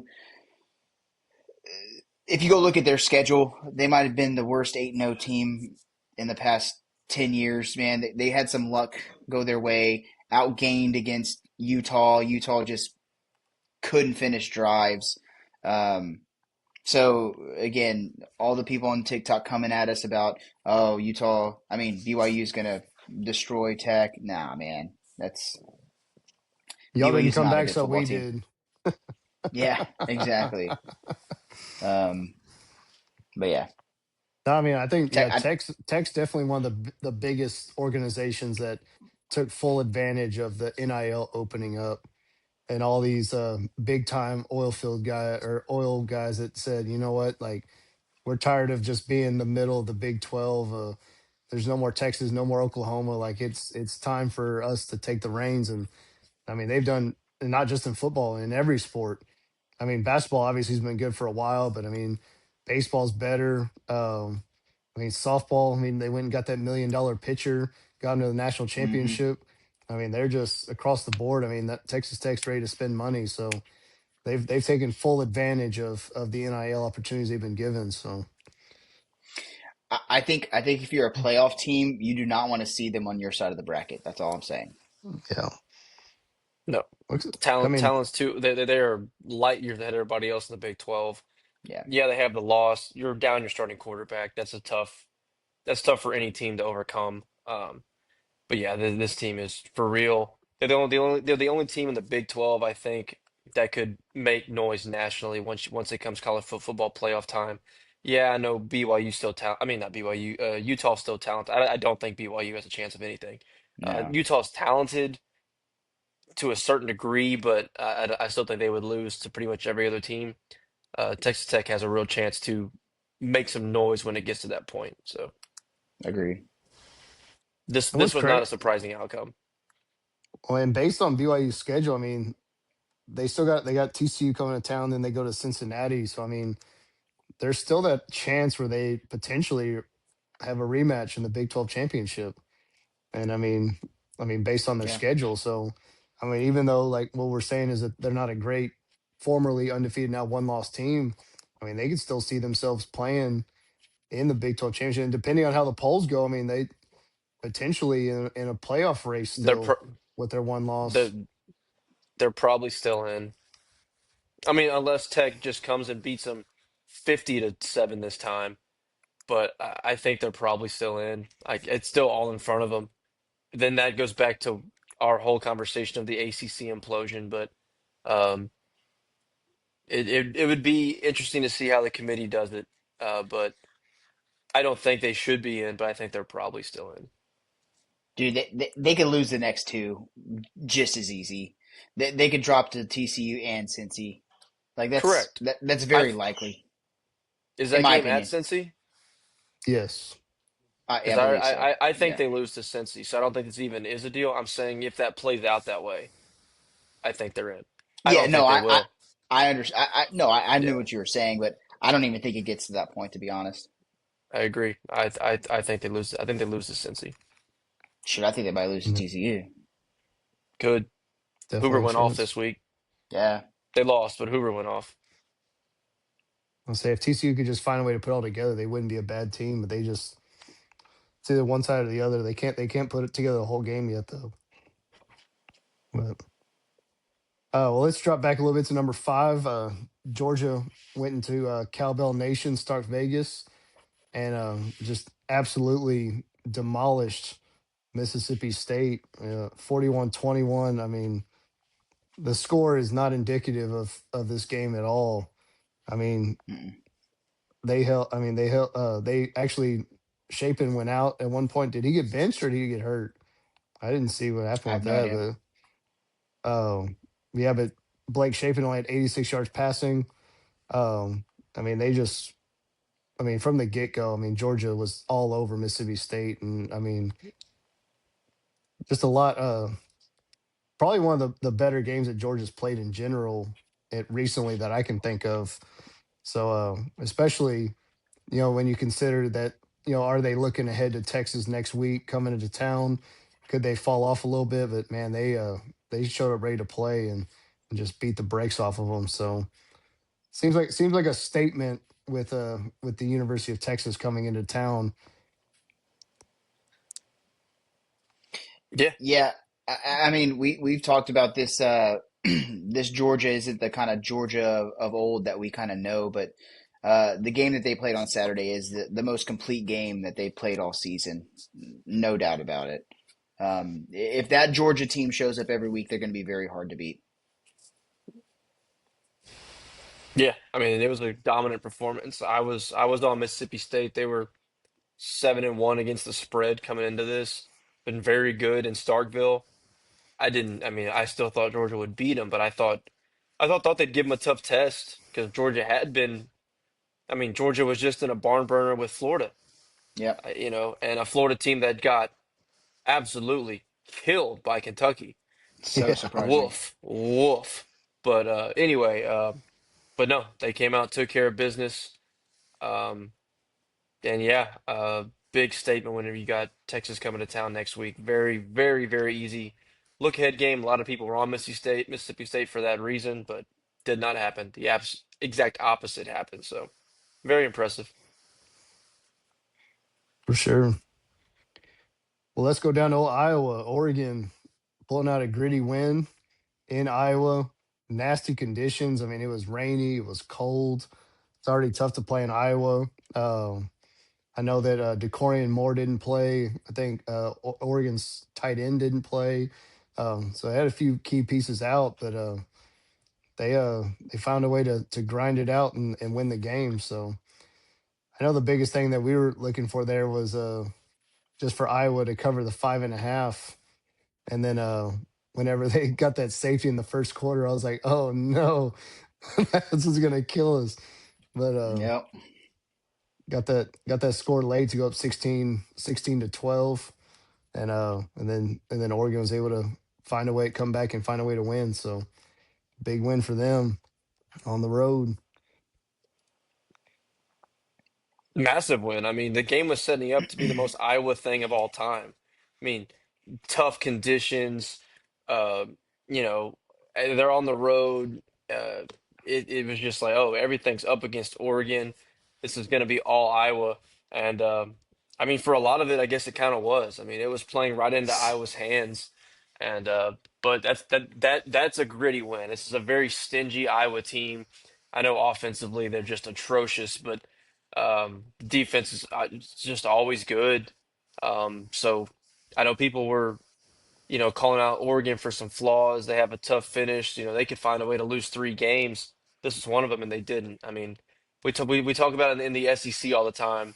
You know, a win on the road in the SEC it's just that. It's just a win because it's hard to go do that. Going to Iowa's tough. You mix in the conditions, tough. Um, Impressive to come out of there with a win, especially after, you go down late. Gronowski hits the most aggressive 6-7 I've ever seen in my entire life. This crap the kids do. Scores that touchdown and like throws his shoulder out, throwing his hands around. Uh, and then Oregon's like, "Yep, we're just gonna go down the field and win it right in your grill." So impressive win. Yep. Yeah, and obviously we touched on the Indiana Penn State thing, but Indiana blowing out everybody beat Iowa by 5. Like 20-15. Like again, it's just the most Iowa game ever. That's what Iowa does to everybody. And Oregon was one of them. And again, as Will said, very very impressive win, especially based on the conditions too. It's just like a nasty, cold, rainy, uh, gross to play in, and Oregon found a way, and that's what good teams do against a decent Iowa team. It's not a bad Iowa football team at all, by no means. No, So It is yeah, kind of good for funny though. Oregon. Didn't Iowa pick up like a offensive minded type coordinator this year that was supposed to boost the offense? I want to say, didn't they get Kansas's offensive coordinator or something? I thought, but it's doesn't matter. just It's Iowa. the same old Yeah, Iowa. So Doesn't matter. I think that's you the could thing. hire an offensive guru, and I was going to average 17 points a game. It's just that's just the way it goes. dude, they put up Yeah, 41 against Minnesota. They did do that, but what? Yeah, I don't know. It's something about Kinnick Stadium. Like Yeah, I they're was not yes. they're not going to score points in Kinnick. I don't know what it is. yeah. I mean, Gronowski threw his fifth touchdown of the year yesterday. So That's ridiculous, dude. Yeah, dude. I did so crazy. I mean, Yeah, his prop bet every Again, year. it's Iowa Yeah, his because prop bet he could weekly is throw half a at San Diego touchdown. or at where was he at?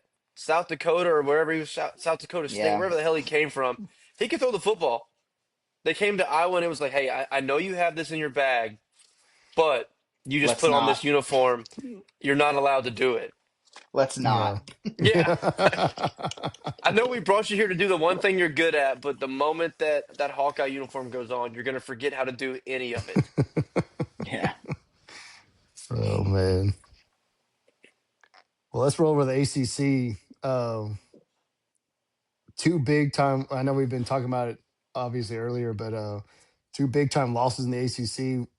Wake Forest, who's been like an Sneaky. underlooked. Like yeah, they've not been a great team this year, but I mean, they're sneaky 6-3, 3-3 in conference. I mean, they go into Virginia, get a big win there, and then California going for the win in overtime, taking down Louisville on 4th and goal. I actually stayed up and watched that one. That was a big win for them. So uh, yeah, two big upsets in the ACC to really screw up the standings and keep everybody wondering what's happening next. So uh, yeah, two big win and both of them on the road. So Wake Forest going to Virginia and Cal going to Louisville. So two Especially Cal, big dude. I time mean, wins. Yeah, we talk about it all the time. That's across the country to a Louisville team who looked good and had some very good wins. Uh, I think that was the more impressive one.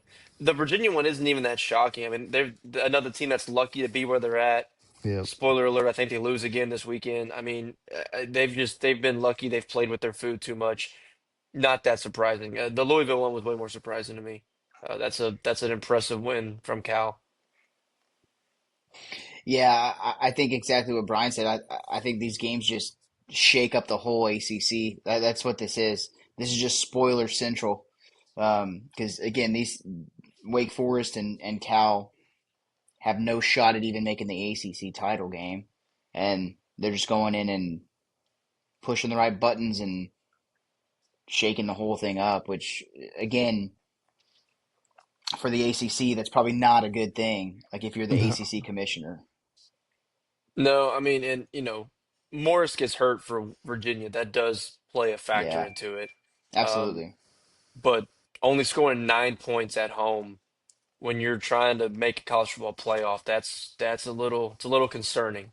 Again, Tough your look. starting quarterback goes down, that's tough, but uh, woof, that's a if I'm a Cavalier fan, I'm a little bit nervous about this, and I don't know. I think it was just it was a concussion, so you know if he's not back for Duke, which the opening line suggests he's probably not. Uh, your Cinderella season can come, you're going to turn into a pumpkin real fast. yep. But we talked about Wake Forest though not being that great of a team, and obviously that you said they're 3-3 in conference. But if you go back, I mean, they took Georgia Tech to overtime, right? They won by one against Georgia Tech. They beat SMU 13-12. So it Mm. looks like they're just these low scoring, grindy games that they're playing, and yeah, Virginia just got caught. Well, What I do you think even know? the Wake beginning of Forest, the the season, defensive juggernaut. Yeah, uh, just like we all thought. dude, dude, put I've got to see the Pop Tart Bowl with freaking Iowa Wake Forest, man. Oh Oh my gosh, God. dude. That would be a freaking. I would tune into that whole game. 5-2. They Yeah, both get a safety. Uh, Uh, Be fun times, dude. At least we get yeah, to see a Pop Tart get sacrificed out of it too. So, true. well, rolling back over to the SEC, Vanderbilt and Auburn. Uh, Vanderbilt had to make a pretty gritty comeback just to sneak out that win. So, um, I mean, Auburn was up 20-10 at halftime. Um, they were up going in the fourth quarter, and then Vanderbilt came rolling back, able to tie it up, and then obviously winning in overtime. But yeah, so is that cut that was it the manager bump? Auburn bouncing back after Hugh Freeze gets canned and almost takes down Vanderbilt in Nashville, which I know one of our friends said in the chat yesterday, and I know you've said it multiple times, Lucas, is it's like a vacation spot. So apparently there was a lot of Auburn fans that were at the game. So not sure what the split was, but I mean it's just I'm sure it is a little tough to win at home whenever you don't have the full home crowd behind you. But yeah, but big win for Vanderbilt to keep himself in the playoff race. So Yeah. As a better, I had Vandy -6.5, so I was happy with the outcome. But dude, Vanderbilt also made this whole big comeback, and they almost blew the game, dude. I don't know if you saw the end sequence where Vanderbilt, who their kicker is very good, I think he had like a it would have been like a 40-yard field goal to take the lead to make it a 3-point game, and on 4th and 1, they decided to go for it instead of kicking the field goal with less than a minute left. Yeah, And dumb. Pavia stumbles and falls over, and now Yeah, Auburn has the ball to potentially go and kick a field goal to win the game. They don't, which worked out in Vandy's favor. But why are they not kicking that field goal? There is yeah, I didn't beyond me. understand that at all. Yeah, it was wild. I mean, I understand trusting your offense to get 1 yard and get it a little closer, ice the game, don't give them any time to get the ball back. But it's not like Auburn has this prolific offense that can just nickel and dime you down the field. Um, so at that point, I was like, dude, Auburn. I mean, Vandy deserves to lose this game for just being idiots. Like I don't get it at all. I don't know if y'all saw that at all. Yeah, I saw the last possession. I was like, what? Because I thought the same thing. I was like, what are you thinking? Like, why not take the points? And I know you've said it multiple times. It's like people just don't like points. I guess like it's just like especially in that situation where you've been fighting just to get back into the game, and then you refuse to take the lead there. It made no sense. Yeah, But especially against, I mean, I know Auburn put up 38 points, but it's not like they have this high flying offense that's just been dominant all season. I mean, unless you think that like there's no way your defense can make a stop, but I don't know what else you're thinking there. I Backup mean quarterback bump. True. Daniels played instead of Arnold. Arnold. Arnold. Yeah, so that again, somebody new, not easy to watch tape and get ready for. You're not really sure what he's going to come out with. So if you don't make the in-game adjustments, but yeah, I mean, I don't know, dude. Quick little late episode hug to Auburn betters. Uh, Auburn as is 2-7 against the spread this year, but has just blown it in the most hilarious fashions most times. So a lot of people have been, if you've been an Auburn better, quick little hug because you've had some real bad beats where you were pretty sure you had it in the bag. They've given up some late garbage touchdowns and some stuff that just they had it and then lost it. So quick little hug to you poor souls. Keep jumping on that bandwagon. Yeah, I feel like there were a not lot of I. people that were on the Auburn money line at that point. Like, and I'm sure they felt good going in the fourth quarter. Absolutely. You had every reason to. Yeah. Was Mm, not to be. no. And then the last game that I was going to touch on, and we can touch on the other ones y'all think of, but how about the Wisconsin Badgers getting their first Big Ten win of the season, taking down Washington 13-10, and knocking off the Huskies? Just an absolutely crazy game, dude. Do you know that I can't say I Yeah. watched a second. the leading passer for Wisconsin was not even their quarterback? It was their punter. I did see that. I did He's a see that punter with tweet. 24 yards passing. It was their Oh leading my passer of the God. game to scored 13 points. Yeah. Unbelievable. Unbelievable. How 24 with the PK next to his name. That's ridiculous. How Washington found a way to lose this football game. But it was all about the wardrobe change. Were Mm-mm. were y'all hip to this or not? Nope. No. So Luke Fickle always wears like a team vest. Like he always wears like a vest over his shirt. That's like his Yeah. thing. He went sweatshirt for the game and they won. So the team vest is officially retired. It's all about the sweatshirt game now. Yeah. That's all it took. All this time he sucked for 2 years as the coach. It was just the wardrobe. That's all I, it I takes. I'd like him to come play in Baton Rouge in September in that sweater and see how that goes. Hey, if they're winning football games, he'll wear that son of a gun every game. It don't matter. I'm sure Hey, it worked for Bill because he hasn't Belichick, done a lot so of that, and he hasn't Hasn't done a done lot of hardly that. any of it. Yeah. Yep. Yeah, Bad, bad wild. news over there. Yeah. So Awful loss by Washington, Yes.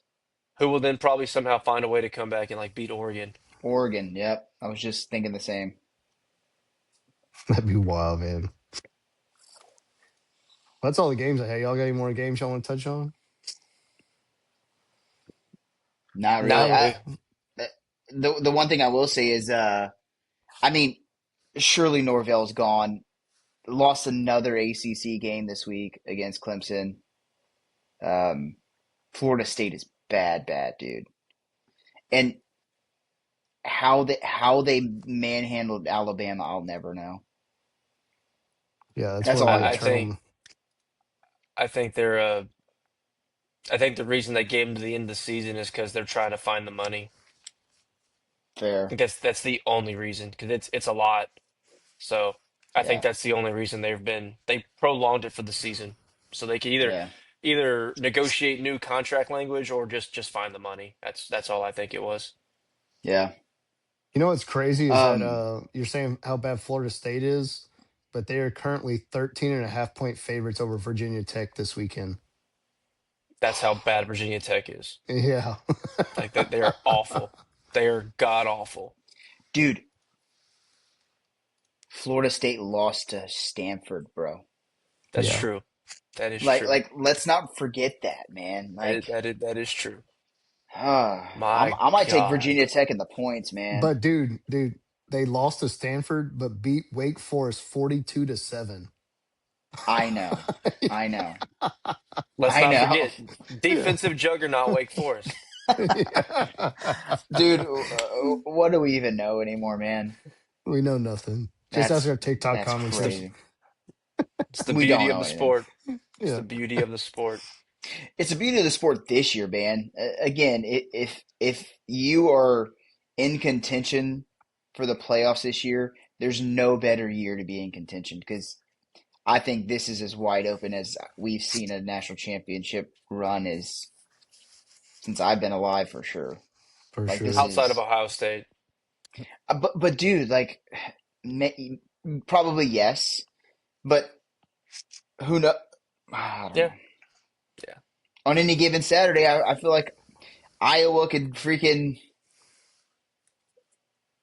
give Ohio State a I j- run, dude. Like, I just want to see what happens in the Big Ten championship game, and then I'll give a agreed. better assessment. Yeah, that's I what I was gonna agree. say. Like, because that'll tell you how good both of those teams are when they Yeah, play that day. So,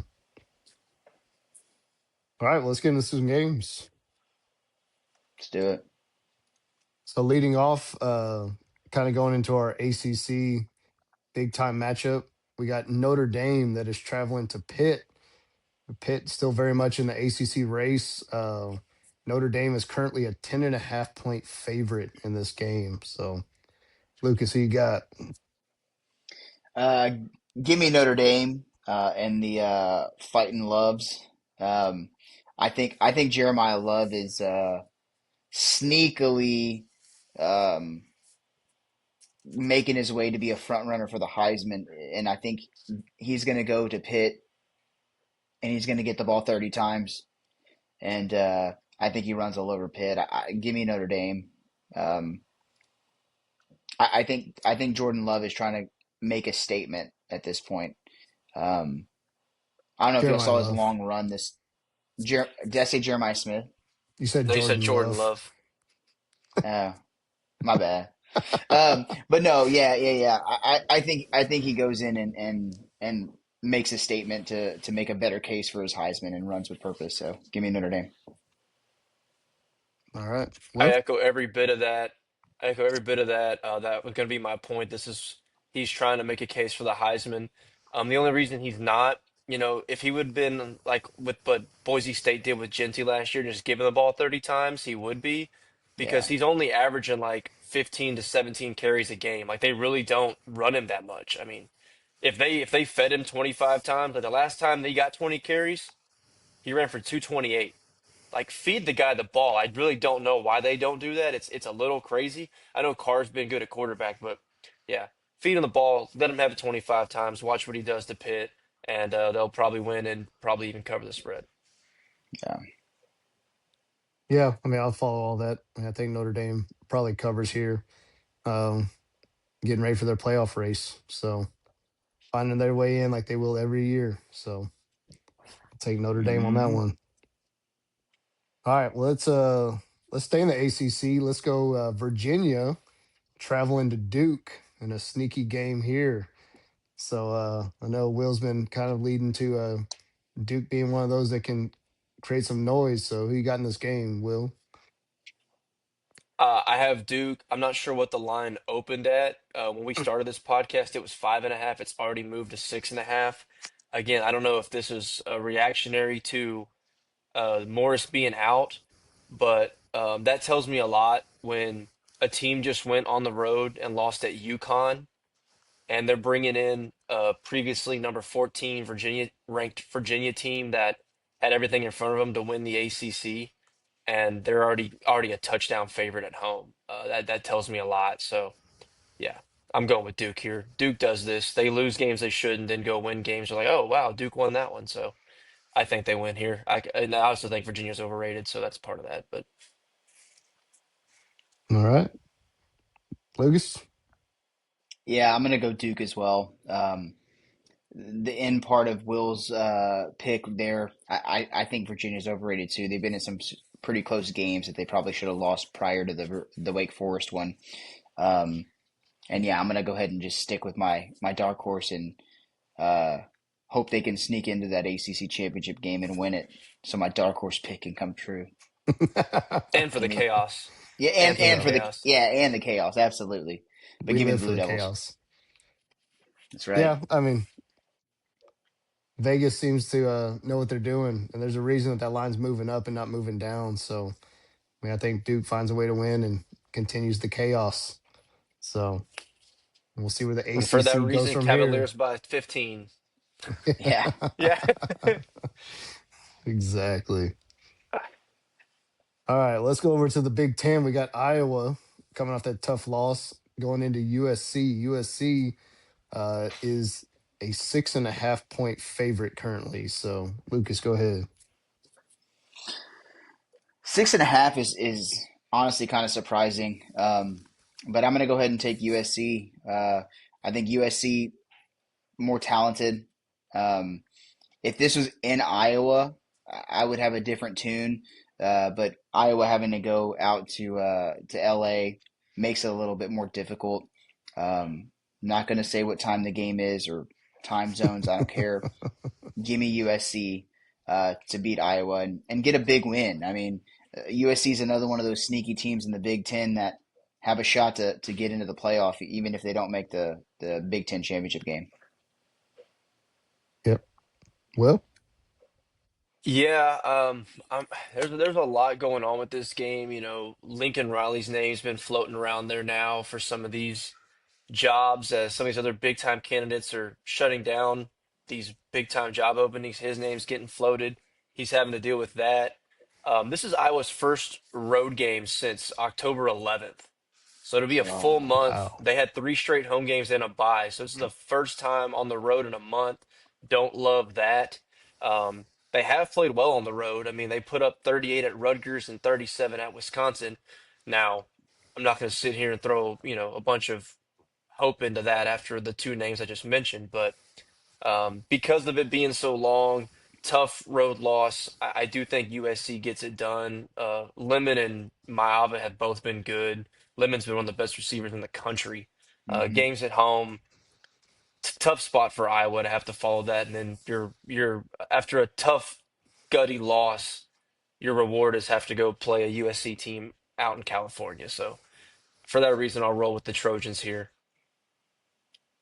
Yeah, I mean, I'm gonna take USC too. I mean, I think they've been solid this year. I mean, their two losses. I mean, they lost in a brutal loss to Illinois on that last second field goal, and then uh, lost a tough one at Notre Dame, which Notre Dame. I mean, that's a big rivalry game. So, um, but I think other than that, I mean, I think they've played really good football this year. I mean, I think they're solid. I mean, I think this is the best. Probably one of the best, if not the best, teams that Lincoln Riley's been able to put together since he got to USC. So, and this is a big game too because now you got to travel to Oregon next week. So, So if they can get this win here, I mean they're sitting in good shape. So I think they'll take Iowa coming into town and be able to take care of business. So the graphic looks horrible, but we're all in agreement for the third time. So Yeah. all right, let's go to SEC territory. So we got Oklahoma traveling over to Alabama. Alabama is a 7.5 point favorite currently. So Will, go ahead. This one is tough. Alabama, as we mentioned a while ago, has started to look a little shaky. And on top of all that, guys, they cannot run the football, which is not something you normally ever say about an Alabama football team. Of course, they went through the golden years in the mid 20 teens with just great running back after great running back. But even the last few years, guys that aren't even as big of names, they can still run the football. They always have the offensive line. I mean, they have an offensive lineman in Caden Proctor who's going to be a first round pick, but for some reason, man, they just cannot seem to run the football. I think even against LSU, they had 50 something yards. Yeah. Um, that's. I mean, I know LSU has a decent defense, but we've seen teams put up over 200 against them, so I'm real shocked that they just can't move the ball on the ground. And I proclaimed Oklahoma was going to be dead once they lost to Tennessee. They had a tough slate coming up. Going to win in that game at Neyland, it was very impressive. And after saying all this, I still I don't see how I can pick Oklahoma. I I I might take him in the points, but to go and win at Neyland, then have to go to Bryant Denny and win another one, tough ass. So I'm gonna pick Alabama, but I think Oklahoma can hang with them. I like it. Lucas? I'm going Alabama as well. I think they can hang with them, but I don't know if Oklahoma's offense is good enough to hang with them. If you know what I'm saying. Um, Alabama obviously struggled to score points against LSU, um, and we know how good Oklahoma's defense is. But I just don't see them going on the road and getting a win against Alabama. Um, as we've said, Alabama has looked shaky the last 2 weeks, but I think they turn it around. Ty Simpson made all the throws when he had to. Again, game managing, whatever you want to call it. He just doesn't throw picks, which is important too. Mateer does. So give me Alabama at home. Yeah, unfortunately, I'm gonna say Alabama as well. I was just looking while y'all were It's talking, tough, and man. It's yeah, tough. I mean Alabama. They've not only won, but they've covered the spread in all three of their games at home this year. So I mean, I know it's been ugly the last couple games, but I mean they're still finding ways to win. And I mean, kind of going to y'all's point, I mean, I just don't trust Oklahoma's offense to be able to just click and just figure it out all of a sudden. I mean, I think their defense will keep them in the game. I could see them potentially keeping it a touchdown game just because of how sloppy Alabama's been. But I don't see them being able to go in to Will's point back to back, road games like that and be able to win both of them. So I'll take Bama to take that one as well. So The one thing too, obviously their win at Tennessee is impressive, but Tennessee does not have a good defense at I all. was Like not gonna not make the even same point. not even a little bit. And this defense that they're going to have to face in Alabama is a totally different caliber of a defense. So yeah, yeah. for sure. Well, let's go to our last game where I don't think the graphics going to change either. We have the University of Texas traveling to Georgia, where Georgia is currently a 6.5 point favorite. So, Lucas, go ahead. We talked about it a while ago whenever we were breaking down the Georgia Mississippi State game. I think that game that they played in Starkville was the most complete game that Georgia's played all year. I think they're playing their best football right now. Um, and again, I don't trust Texas's offense, especially their offensive line going up against that Georgia front seven. Um, and again, Georgia just doesn't lose at home. If this was in Austin, it could be more of a toss-up game. but since it's in Athens, give me Georgia. And honestly, I think they cover. I think they win by at least 7. Well, Ditto. I mean, I can't watch that performance in Starkville and not take away that Georgia can turn it on. I don't even know if this is more about Georgia. I still don't. I don't like Texas as a team. I think they're still flawed. Sark's coaching his ass off, trying to make this offense hum. They're hanging their hat on that win against Vandy. You were at home. Vandy's good, but Vandy's not this upper tier of the SEC. Like there is levels to this stuff. And going to Georgia, I think they're going to find out real fast. I'm with Lucas. They cover. I think they win by double digits. yeah, I mean, I know I texted y'all last night, but watching the Georgia game and then watching the Vanderbilt game, I was like, man, this might this might be rough for Texas going into Georgia this week. So yeah, unless they figure something out in the bye week and unless they're able to just find a way to get out in space, which obviously Georgia's gonna have, that elite talent that's able to get out in space with those receivers, things like that. But I mean, I think Arch's inability to throw down field's gonna hurt him. I think the offensive line not being great is gonna hurt him. Um, I mean, I think Georgia probably covers. I think the game will be closer than what it could be just because their defense is still legit. But also if the offense can't find a way to put together points, I mean, I could honestly see like what it was last year, where it's just low scoring and just Texas can't score and Georgia scores enough to win the game. So I could see it going a couple different ways, but yeah, but I definitely think Georgia wins this one. So yep. Well, there's our games. We're all We in all agreement picked across the exactly the board. same. Yeah. Yeah, it's I all thought right. maybe with the Dukeland, one of y'all might go Virginia, but Mm. yeah, Yeah, not kind after of the way they've hard been after playing the watching what last we few just watched. weeks. Yeah, well, I mean, like you said earlier, it's been coming. It's just a matter of when, not if. So why you play the game? All right, y'all got anything else? All good. All That's right, about it. about it. Time's We running out appreciate anyway. everybody. Time's running. Yeah, we appreciate everybody watching. Continue to like, subscribe, share. Follow our TikTok page. Always posting stuff on there. Follow our Facebook page. Follow all of our stuff. And continue to like our podcast, watch it, tell your friends, tell your family. Until next time, we'll see you next week. See ya.